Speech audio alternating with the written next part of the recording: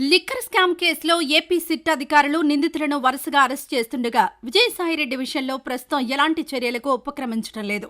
ఎందుకు అనే చర్చ ఏపీ రాజకీయాల్లో ప్రస్తుతం హాట్ టాపిక్ గా మారింది.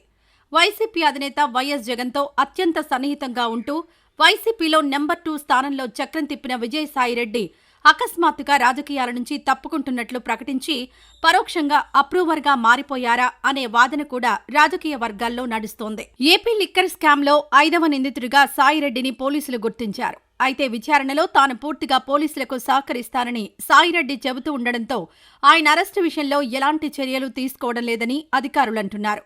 అంటే ఆయన తాను లొంగిపోతున్నానని చెప్పకనే చెప్పినట్టు కదా. ప్రస్తుతం లిక్కర్ స్కామ్లో A1 కేశిరెడ్డి రాజశేఖర రెడ్డితో సహా పలువురు నిందితులను పోలీసులు అరెస్ట్ చేశారు.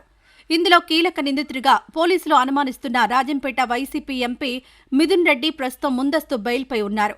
మిగతా నిందితుల అరెస్టుకు సిట్ వేగంగా పావులు కదుపుతుంటే అరెస్ట్ అవుతామనే భయంతో లిక్కర్ స్కామ్లో నిందితులుగా పేర్కొంటున్న వారు ముందస్తు బెయిల్ కోసం కోర్టుల చుట్టూ తిరుగుతున్నారు.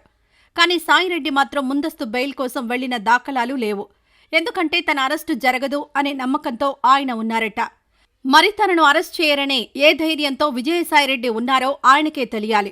ఇప్పటికే తన రాజ్యసభకు రాజీనామా చేసి ఆ స్థానం బీజేపీ అభ్యర్థికి వెళ్లడంలో సాయిరెడ్డి చేసిన సాయం బీజేపీ పెద్దలు గుర్తించారు.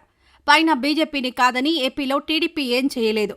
అందువల్ల బీజేపీ అండ చూసుకుని తాను ఎట్టి పరిస్థితుల్లోనూ అరెస్టు కాబోనని సాయిరెడ్డి గట్టి నమ్మకంతో ఉన్నారట. పనిలో పనిగా తనకు తెలిసిందంతా చెప్పేయడానికి కూటమి నాయకుల టార్గెట్కి అనుకూలంగా వాంగ్మూలం ఇవ్వడానికి ఆయన రెడీగా ఉన్నారట. ఈ పరిస్థితుల్లో సిట్ ఎలాంటి చర్యలు తీసుకుంటుందనేది ఆసక్తి రేపుతోంది. కాగా విజయసాయిరెడ్డి శనివారం వీఐపీ ప్రారంభ సమయంలో తిరుమల శ్రీవారిని దర్శించుకున్నారు. రాజకీయాల నుంచి తప్పుకుంటారని ప్రకటించిన తర్వాత మొదటిసారి ఆయన తిరుమలకు వెళ్లారు. తిరుమలలో టీటీడీ అధికారులు ఆయనకు స్వాగతం పలకడం విశేషం. అధికారంలో లేని వాళ్లకు తిరుమలలో ఇలా అధికారిక స్వామివారి దర్శనం దొరకడం చాలా కష్టం. అలాంటిది తిరుమలలో విజయసాయిరెడ్డికి ఏ అధికార హోదా లేకుండానే దర్శన భాగ్యం కల్పించడం విశేషం.